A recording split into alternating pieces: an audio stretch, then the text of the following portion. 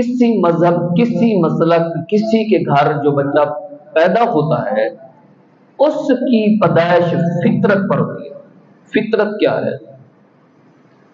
فطرت قلب سلیم کو کہتے ہیں۔ مطلب اب سادے الفاظ میں یوں سمجھیں کہ ہر بچے کی جو پیدائش ہے وہ اسلام پر ہے۔ وہ اس لیے کہ حاجی مطلق کا فرمان پڑھ رہا کہ کل مولود یولد، ہر وہ بچہ جس کی پیدائش ہوتی ہے وہ فطرت پر ہوتی ہے، علی فطرت، فطرت پر ہوتی ہے۔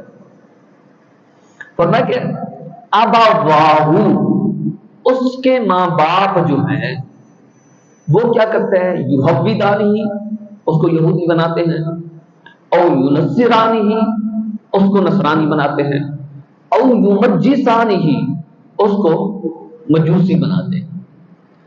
بچہ جو پیدا ہوتا ہے پیدا ہوتے وقت وہ اپنی فطرت پر ہوتا ہے۔ اس سے آقا کریم علیہ الصلوۃ والسلام سمجھانا کیا چاہتے ہیں؟ حضور علیہ الصلوۃ والسلام سمجھانا یہ چاہتے ہیں کہ جب سپرم اور ایگز کے ذریعے سے مائٹوسس میوسس پروسیس کے طرق سے زائگوٹ بننے سے لے کر بچہ پیدا ہونے تک جو جینز میں وراثت ہوتی ہے، خصوصیات ہوتی ہیں، وہ تو ہوتی ہیں، لیکن جیسے بچہ پیدا ہوا تب سے لے کر جوان ہونے تک، پختہ ہونے تک، اس کو جس مذہب کی آپ شکل دیں، جس مسلک کی شکل دیں، جس رویے کی شکل دیں، حضور کا فرمان یہ بتاتا ہے کہ وہ آپ کا ماحول اس کو وہ چیز بناتا ہے۔ حضور اس سے ثابت کیا کرنا چاہتے ہیں؟ حضور اس سے یہ ثابت کرنا چاہتے ہیں کہ آپ اپنی اولادوں پر یہ دو سنا دو ایسا نکلا، وہ ایسا نکلا، وہ ایسا نکلا، بلکہ آپ ان کی تربیت میں بہت بڑا کردار ثابت کر سکتے ہیں۔ چند ایک مثالیں میں آپ سے شیئر کرتا ہوں۔ حضرت عبد القادر جیلانی، آپ کے والد گرامی حضرت موسیٰ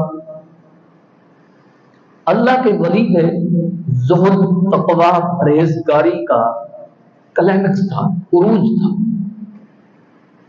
اب اندازہ لیں، ذکر الہی کر نکلے، بھوک سے نڈھال ہو گئے، اتنے نڈھال ہوئے کہ نہر کے کنارے پر چلتے گر گئے، بے ہوشی کی حالت میں تھوڑی سی منودگی میں جب ہوش سنبھالا تو اس نہر سے آتے ہوئے سیب کو اٹھا کر کھا لیا۔ اب اس سیب کے کھانے کے بعد دل کے اندر یہ آیا، پتہ نہیں یہ کس کا تھا، ملک غیر میں بلا اذن تصرف حرام ہے۔ یہ لفظ سنیں اور دل کو سمجھائیں۔ اگر اس لفظ کو سن کر ہم دل کو سمجھا دیں تو ہمارے معاشرے میں 40% سے زیادہ برائیاں ختم ہو جائیں۔ یہ تو میں کہہ رہا ہوں، احتیاط کے ساتھ اس سے زیادہ ہو جائے۔ مل کے غیر، کسی اور کی چیز، کسی اور کی چیز ہے، مل کے غیر میں بلا اذن تصرف، اس کی اجازت نہیں لی، وہ کھا لی، وہ استعمال کر لی، اس کو ہڑپ لیا، غصب کر لیا، کسی اور کے حق کو اپنا حق بنا لیا، یہ حرام ہے۔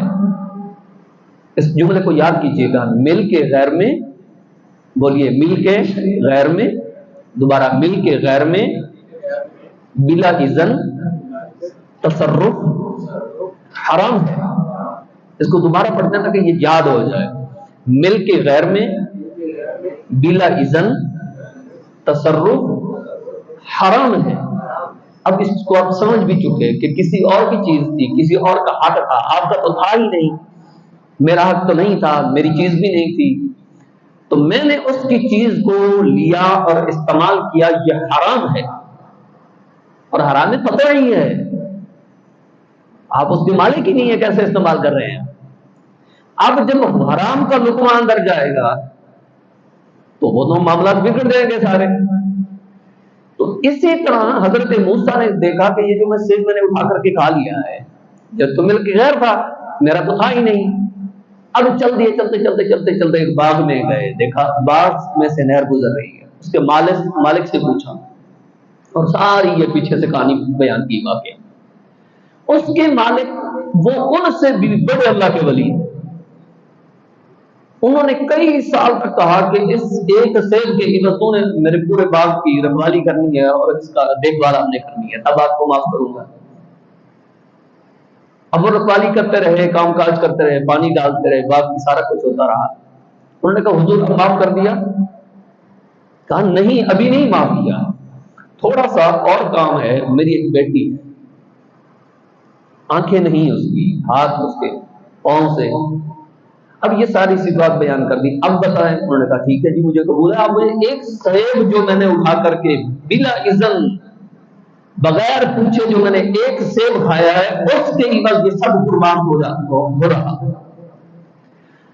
اور ہمارے ہاں عصر حاضر میں روشن خیال بچے، روشن خیال مزاج کے لوگ، جن کو بچے کے بازو سے پکڑ کر نطفے سے لے کر کے اتنا بڑا کر دیا جاتا ہے، تن من دھن سب کچھ والدین لگا دیتے ہیں، جب یہ مسئلہ آ جائے کہ تمہارا نکاح فلاں جگہ پر ہو رہا ہے، میرے خیال میں عجیب جنگ عظیم کھڑی ہو جاتی ہے۔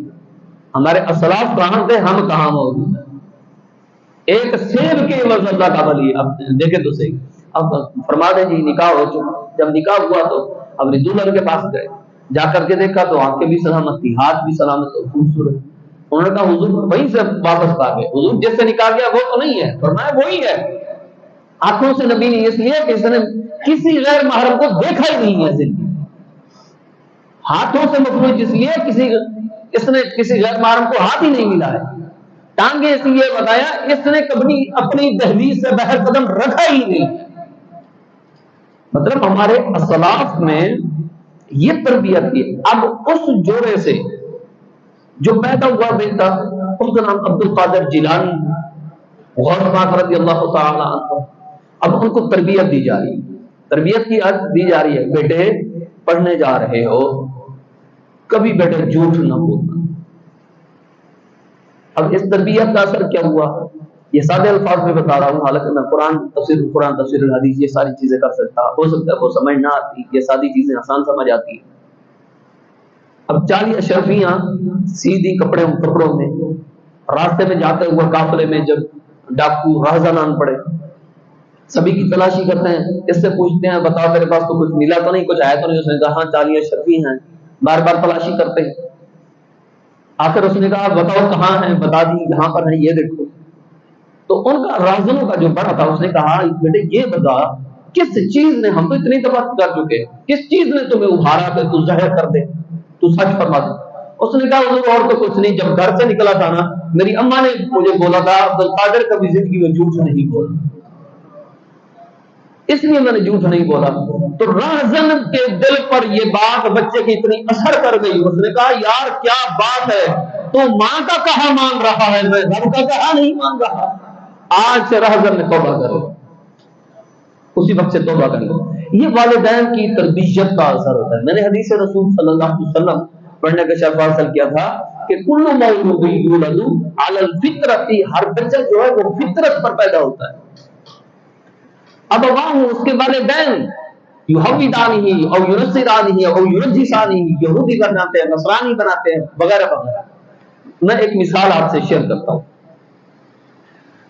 جب باپ شام کو نماز پڑھے گا اور کہے گا سکون سے سو جاؤ، صبح میری تہجد قضا ہو جاتی ہے، اٹھ نہیں پاتا ہوں، ایک دن 2 دن 3 دن 4 دن 5 دن سال بیٹا بھی سنے گا، بیٹی بھی سنے گی، ان کے دل میں اہمیت ہوتی چلے جائے گی کہ بابا جانی جو ٹائم سے سوتے ہیں، صبح تہجد پڑھتے ہیں اور اتنی مزے سے اس کا اہتمام کرتے ہیں، ہمیں بھی اس ٹائم پہ سونا چاہیے، ہمیں بھی صبح اٹھ کر تہجد ادا کرنی چاہیے، اور یقیناً وہ بھی نمازی ہو جائیں گے، وہ بھی تہجد ادا کرنا شروع کر دیں گے۔ جب ابا جی حضور خود فرما دیں کہ باہر دیکھو زائد آیا ہے تو بتا دو، اگر امر آیا تو اس سے کہو کہ حاجی صاحب گھر نہیں بیٹھے ہوئے، یہ چھوٹی چھوٹی چیزیں